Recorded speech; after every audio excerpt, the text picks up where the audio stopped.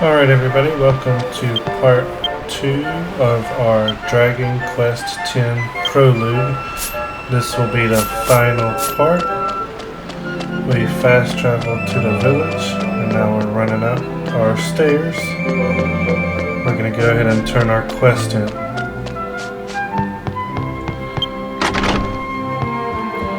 So, if you do not want to play through the prologue, you just want to go ahead and jump into the game and then just hit the highlights, this is definitely a way to do that. He wants us to go visit the grandmother, that's where we're off to now.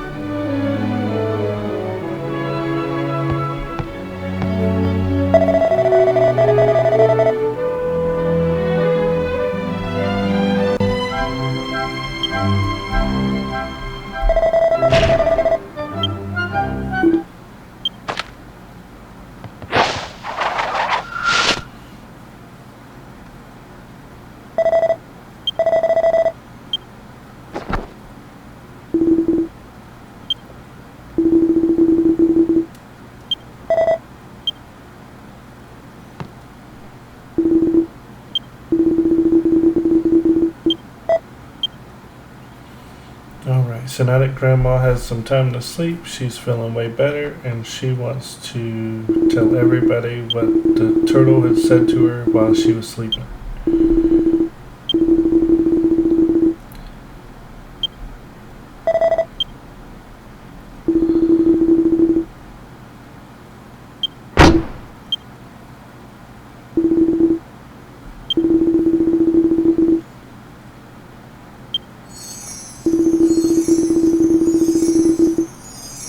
So, the people in this village have unfortunately been told that the turtle that watches over them is running out of strength, and because of that, the darkness and monsters are going to find them, and unfortunately, the village won't be able to survive.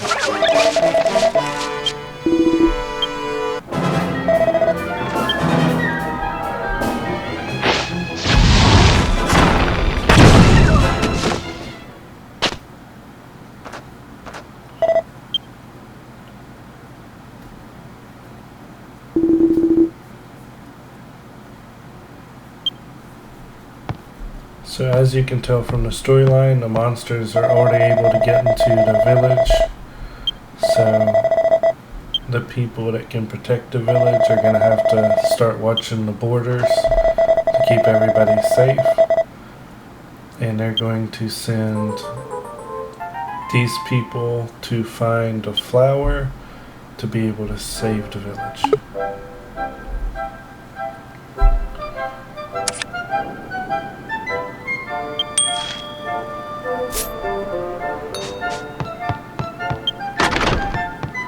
Alright, so I'm gonna go to the priest. If you've ever played a Dragon Quest game before, you know that on the offline parts of the game, you save them at the churches.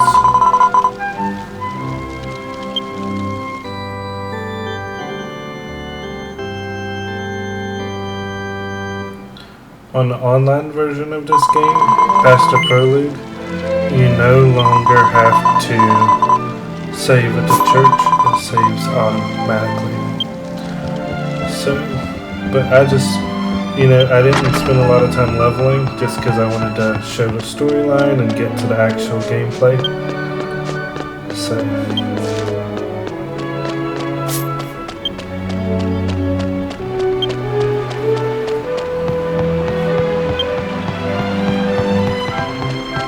we know that our new partner, he's level 7, and it doesn't tell us a lot about what he's equipped with. Online, you can see all of your companions' equipment and different things of that nature, but offline, it doesn't look that way. Thankfully, only the Prologue is offline. Let's leave our village and go find our flower.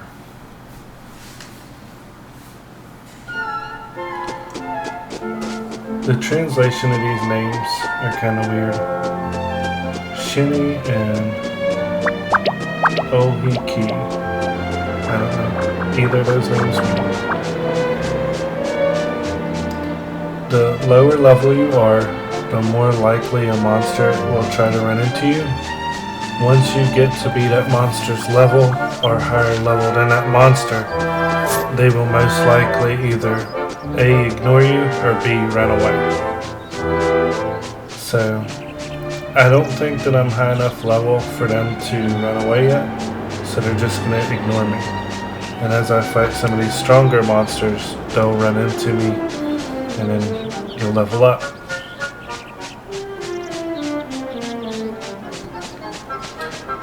Gaining money offline is definitely easier than gaining money online, but it's not impossible.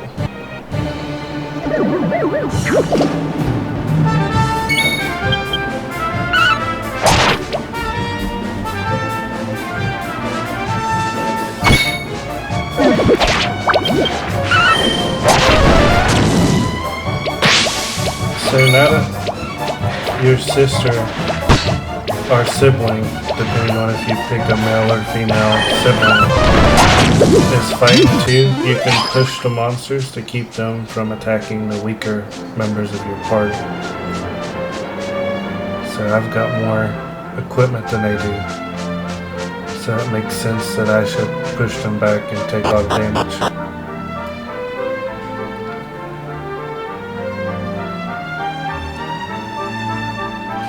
This is a new area.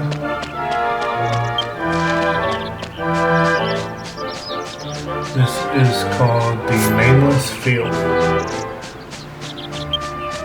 And you can see that we have all new monsters.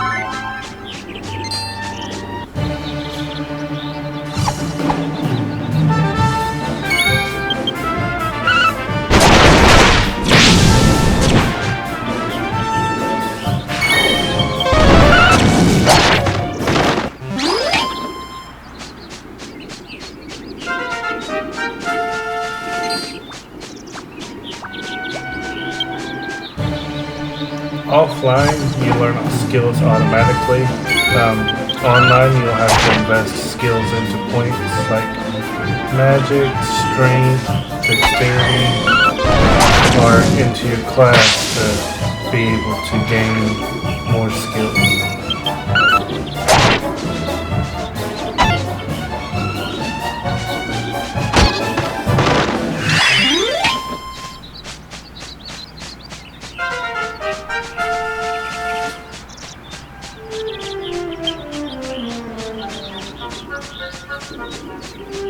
I'm gonna try to pass up just as many monsters as I can. That way I'm just like not spending the whole time grinding, because I want to show you guys as much as I can show you in a small amount of time.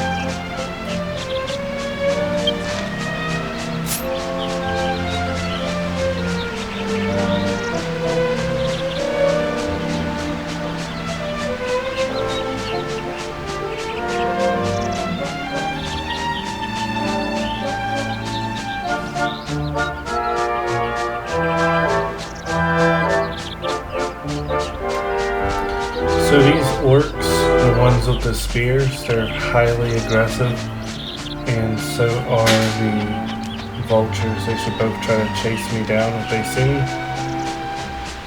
Here is a place where you can heal up, just like on the previous video. Always use those as much as you can, because it refills your magic points and health points. Here's a golem, they're super cool. On so many other Dragon Quests you can actually ride them. And there's gold and silver and platinum, iron.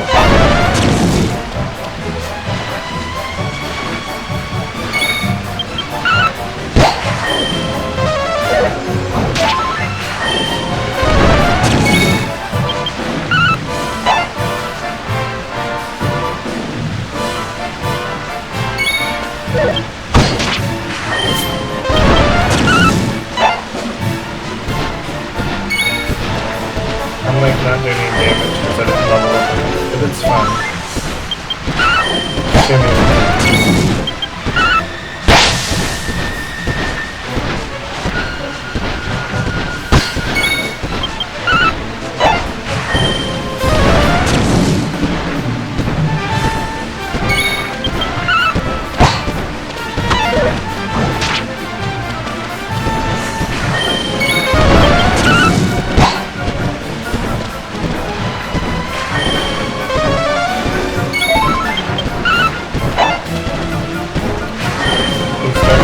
dark yellow, so he should be red soon.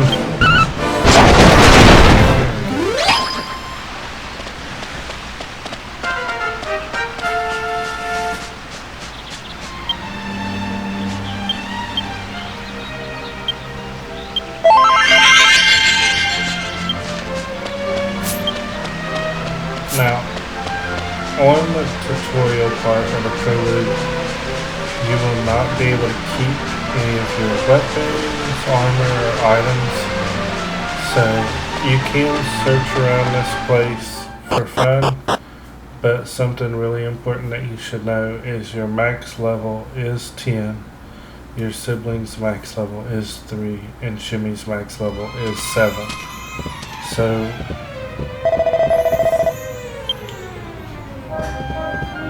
I don't want to talk too much during the cutscenes.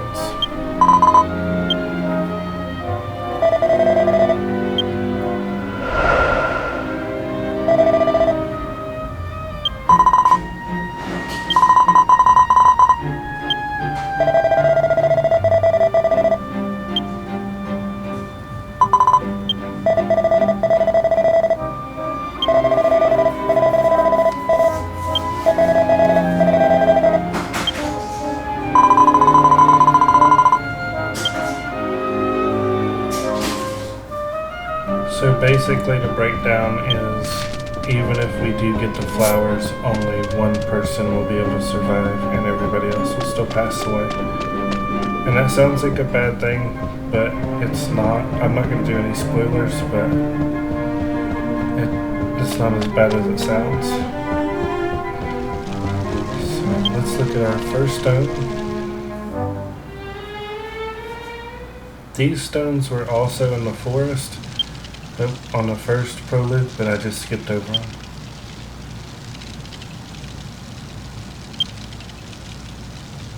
So basically, a long time ago there were two suns. There was the sun that was good in the world, and then there was the second sun that was bad.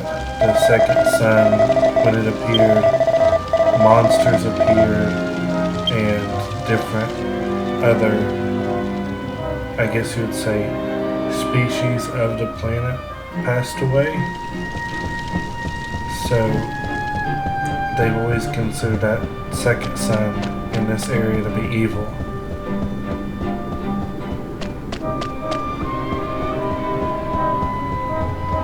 We'll go this way.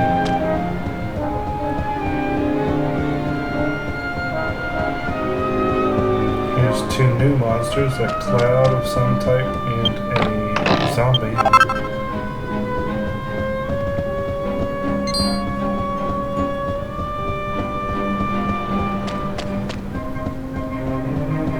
And here's some more history coming up on the left.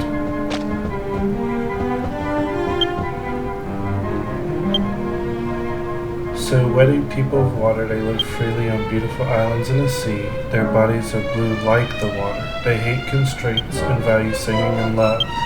They use their speed and strength to protect the people they love. So this is the dwarves, people of earth. They live with the earth, blessed by majestic mountains with small bodies and big ears. With their high technology and strong desires, they've built cities, and their main part of their bodies they use their dexterity. Elves, people of wind, they are beautiful people with wings on their back. They love nature and live in the forest. They make excellent spellcasters. This is a unique race, the Pukilipo, people of flowers, born with colors, and they love acting, and then their little bodies live in searching of fun, magic power, and dexterity. Here is the ogres, people of fire. They live strong in the harsh lands with large bodies, horns, and tails. They are belligerent, respect the strong, and use their superior strength and stamina to risk their lives for the weak. I think that is a translation error. I don't think it meant to say they're belligerent. I think it meant to say they were overpowering. sometimes it doesn't translate. Here are our first monsters of the cave, and we got both of them at the same time. The walking corpse and the cloud to come in.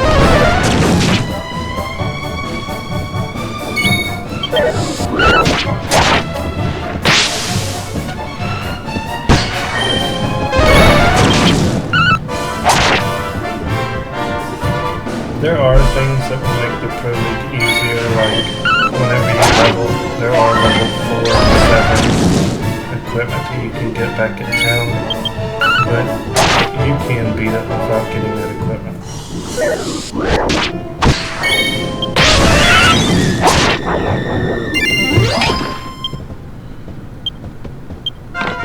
As you can see, the monsters, respawn really frequently offline. I went this way mostly so I could just show you the lure. Here's something new. If you run past the white border, you will escape. So I went ahead and ran away to escape so I could read these last 2 murals. This is a race, the dragon people. The dragon people of the sky are the holy ones who watch over the world from far away. So, they're supposed to be really strong. They have shown the dragon people. However, they are not a race you can currently be on the game. However, Square Enix has announced that there are going to be future expansions. So one can only hope. And then you talk about the humans. And I'm human, you're human, we know enough about the humans, so just keep going.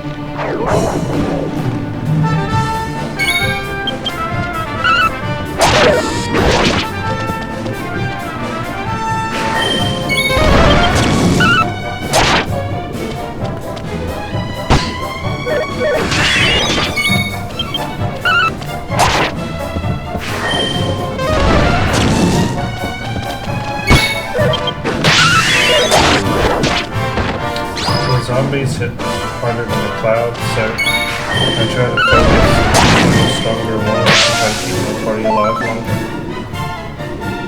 Your sibling will act as a healer, and then your shinny will act as a magical DPS. So you just have to do the tanking part yourselves.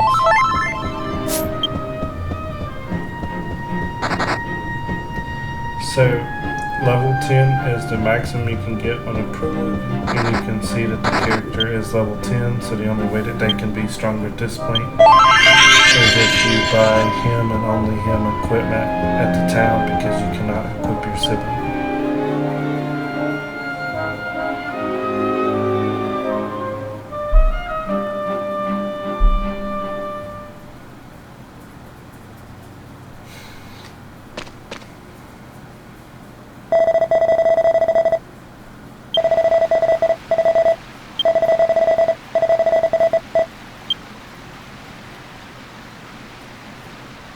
So we're where the flowers should be.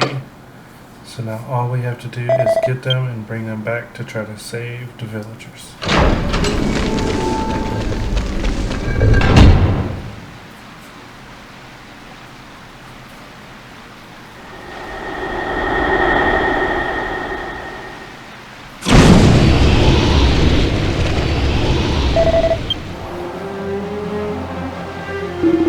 And here comes Piccolo from Dragon Ball Z. He's destroying all of our flowers.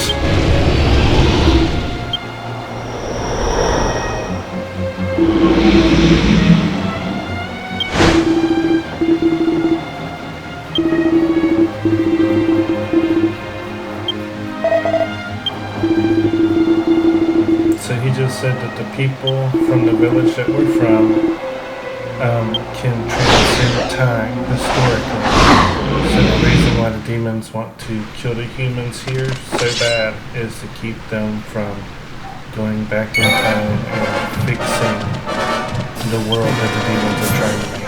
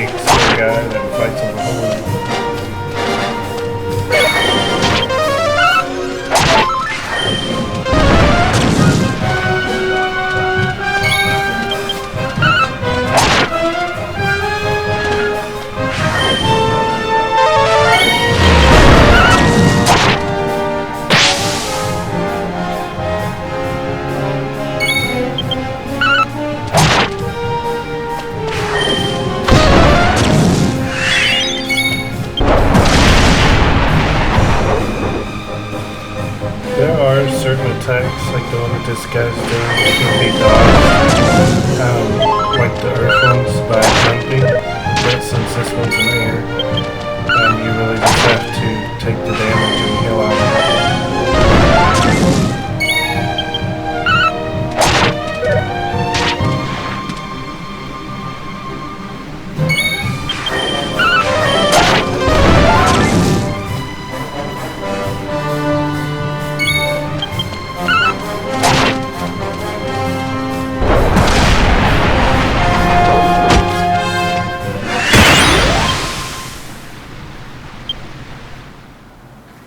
Whenever you beat a boss, it always tells you how long it's taken you to defeat it. This one said 1 minute and 44 seconds.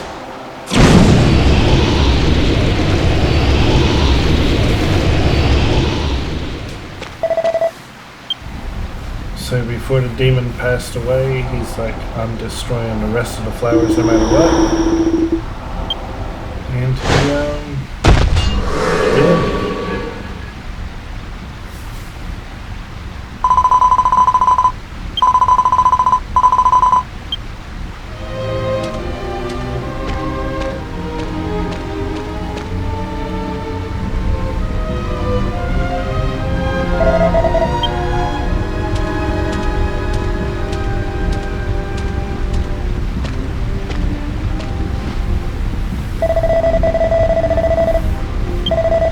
So it turns out that the village chief and her apprentice, this person, knew the whole time that the ancestors could travel through time. And that's why the turtle, the spirit of the turtle, protected all of these people for so long.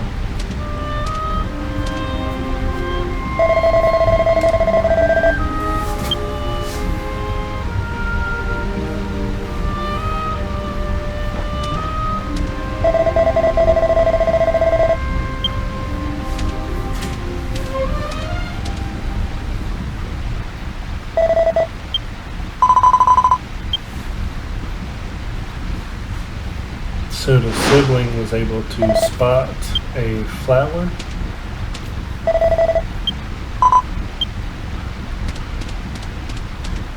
So now at least one person can survive.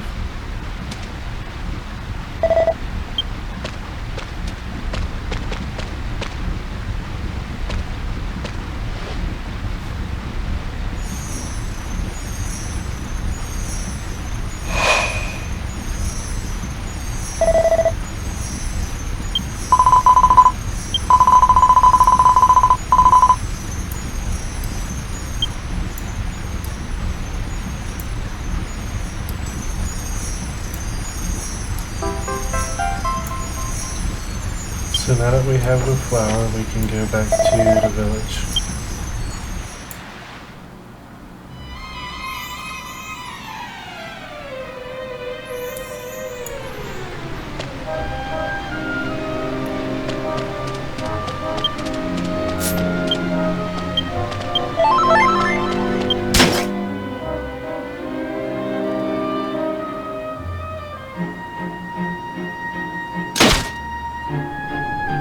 Unlike last time, I don't think that it's going to let us fast travel. So we'll have to take the long way.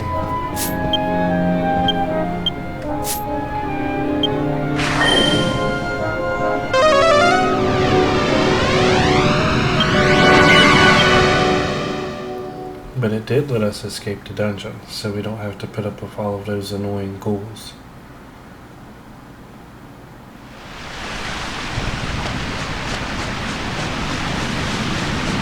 So you can see that the whole entire atmosphere is now changed.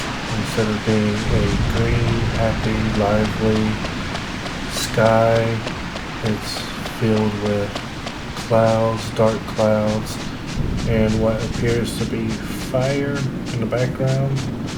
So we know that our time to get back to the village and save everybody is extremely limited. There are also no monsters on the field anymore. The golem's gone, the brownies are gone, the mini demons are all gone. So our orcs are gone.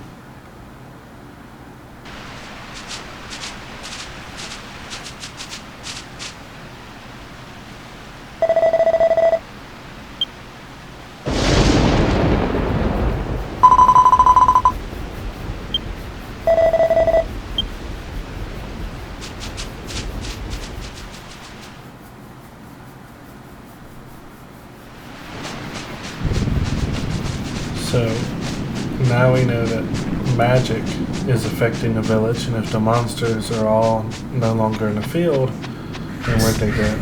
They're going to the village, which is where we're going. So we'll see what happens, but we just gotta try our best, you know.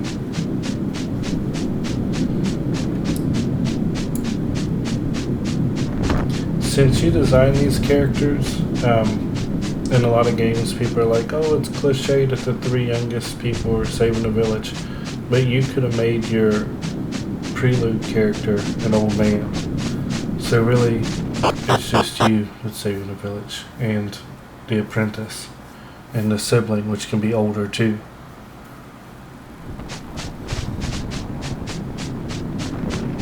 So we're now in the Nurturing Land. This was our first area that we fought monsters in.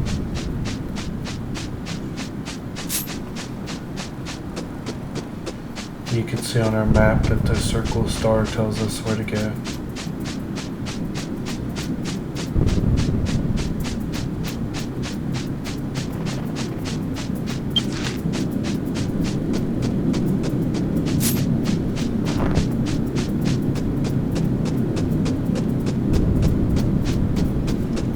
This is a long run. This is probably what I'll put in my please like and subscribe. I hope you guys are all enjoying the video. If you do not want to play this game and you just want to know like briefly what's going on so you can have the story, these types of videos are always great for that.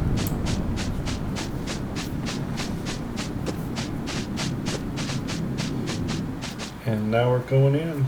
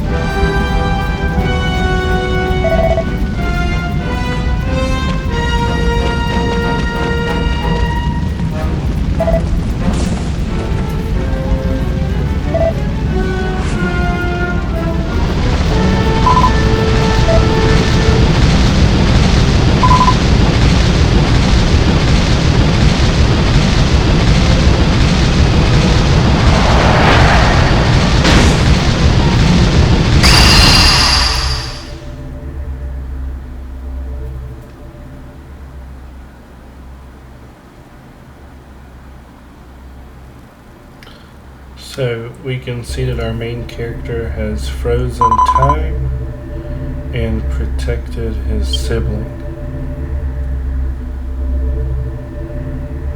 Unfortunately, we can see that the other villagers are not surviving, unfortunately. So it looks like the person that lives, that gets saved, and it doesn't pass away is the sibling. So if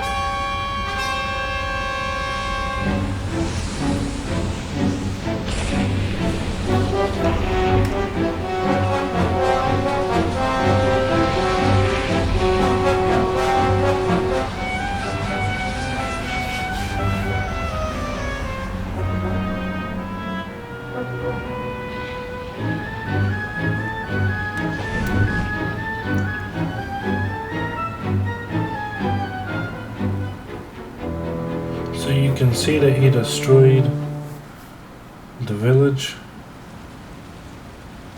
and covered the whole area in a fog, and none of the villagers survived. You included. You did not survive. But this is a very important part to pay attention to. Here are 5 of these things at the beginning.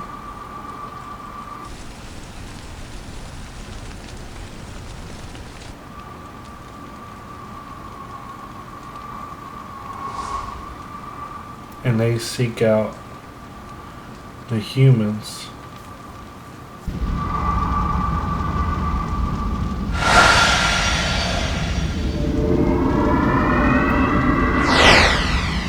And it releases their souls.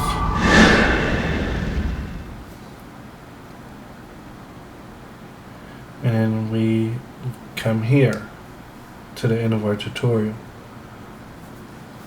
So we know that at least, even though the villagers passed away, that the turtle has the ability to send the souls to the afterlife. And we can see from this, right here, it's not spoilers because you're watching in real time, that these souls meet the goddess and bring you back so you can help the world. And it turns out that outside of the little tiny island that you were on, all of these other races still existed. It was just that the fake sun and the demons had them trapped there in that small island. But now, you know, the goddess is offering them a way to go back to the rest of the world to try to save it. Now, we're going to end this video here, but I really hope you enjoyed it, because next time we'll be taking a look at one of these other races.